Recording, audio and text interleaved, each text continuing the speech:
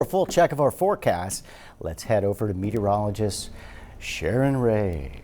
Well, I've got some good news, I mean, we've got no ghosts in the forecast either. Good, Yeah, good. yeah. Probably plenty of mosquitoes, though, because we had a lot of them yesterday. We did. Oh, plenty at my house, too. I know it's been pretty bad recently with the recent rain we had. But the air is drying out. We have lower humidity. And the good news is we've got these mornings ahead of us. Look at those temperatures in the upper 60s right now. Very mild as you head out the door. In fact, it's 68 at Corpus Christi to 73 at Port Aransas, 68 Beeville. Calm winds inland right now. And as you head closer to the coastline, just a light breeze from the north-northwest. So low humidity means a gorgeous day on tap here. And as you head out the door today, you'll need those sunglasses the next several days. It is sunny and temperatures are going to rise into the 80s this afternoon, but the morning looks nice. Look at those 70s all the way through 11 o'clock, 78 and then up to 88 by 3. Not much wind though today, hardly a breath of wind.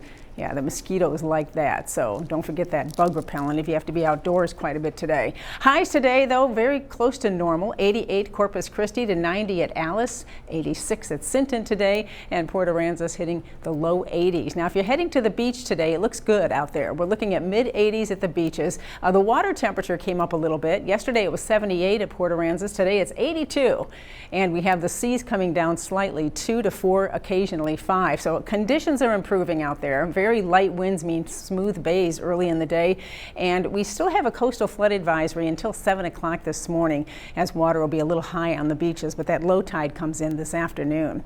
So the wind is very light the next couple of days through tomorrow, but it starts to shift around to the southeast, and with that the onshore flow returns, and look what happens, our humidity goes up a bit. So this weekend the humidity goes back up, but we have another weak front coming in Sunday. That'll drop the humidity a bit, and even a stronger front next early Wednesday. So next week is looking a lot like it is right now by the middle of the week. All right, so we have our low pressure left over from Beta pulling up the coast into Louisiana, actually Mississippi now. On the back side of it, we've got that dry air filtering in, and you can see just how dry it is. Not much happening out there. High pressure and control at the surface right now.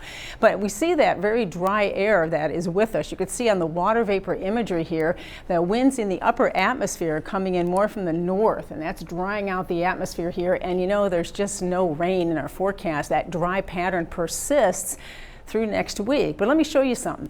We have that north wind right now in the upper atmosphere, very weak. Notice it's coming in more from the Pacific.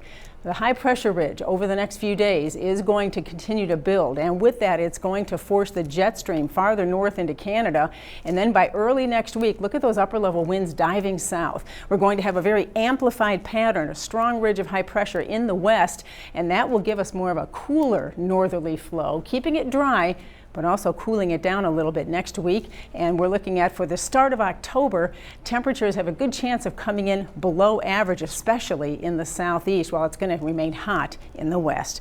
For us, well, we have a hot weekend ahead of us. Here's your 7-day forecast. Temperatures going back up into the low 90s by the weekend. Nights creep back up into the mid 70s before we cool back down again by the middle of next week.